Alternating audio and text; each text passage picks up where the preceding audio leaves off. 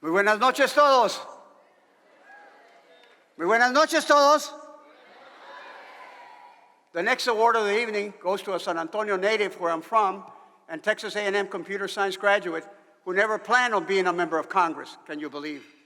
Congressman William Ballard Hurd intended to spend his career as an undercover officer in the CIA who would serve his country by stopping terrorists, preventing Russian spies from stealing our secrets, and putting nuclear weapons proliferators out of business. When he realized that his expertise in cybersecurity and intelligence was sorely needed in Congress, he left his job in the CIA to run for office.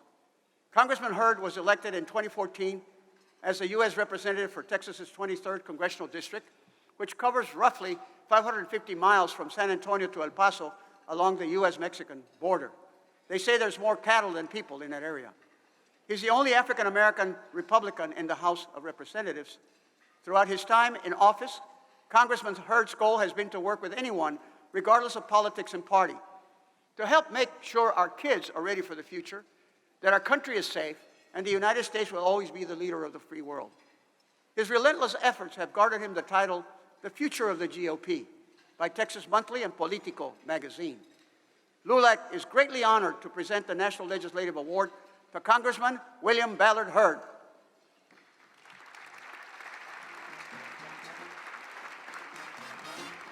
Thank you very much for helping DACA big time, Congressman.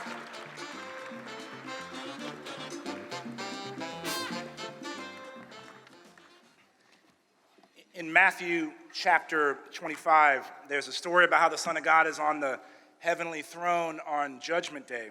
All the nations are gathered before him, and he's going to render his verdict on whether folks are getting into the kingdom or not. And there's only two outcomes: salvation or damnation. He sorts the crowd and he puts some folks on his right and the rest on his left. And Jesus turns to the folks on his right and says, and I'm paraphrasing here, "Come on in, y'all, you made it." Jesus tells the folks on his right the reason for his decision: "For I was hungry, and you gave me something to eat. I was thirsty, and you gave me something to drink. I was a stranger, and you invited me in. I needed clothes, and you clothed me. I was sick, and you looked after me. I was in prison, and you came to me."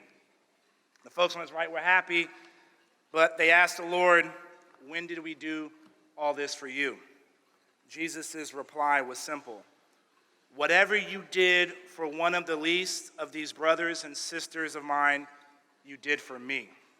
For 91 years, LULAC has been fighting for the least of our brothers and sisters, and it's an honor to be recognized for legislative achievement by an organization that has a history of helping people who needed help.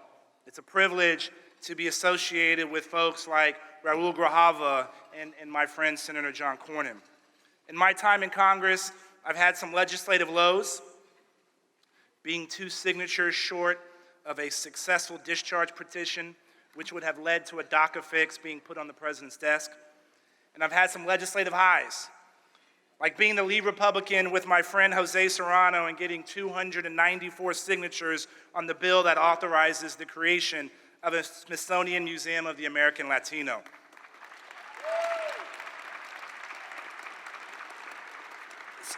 Since I was elected in 2014, I've literally been asked a million times, how does a black Republican keep getting elected in a 71% Latino district? My answer has always been the same: porque yo soy un Latino en mi corazón. While my time in the House of Representatives is coming to a close, it doesn't mean that my time participating in the fight on behalf of the Latino community and the least of my brothers and sisters is over. It's actually just getting started. And I want to thank you to LULAC for this recognition, and may God bless you, and may God continue to bless these United States of America.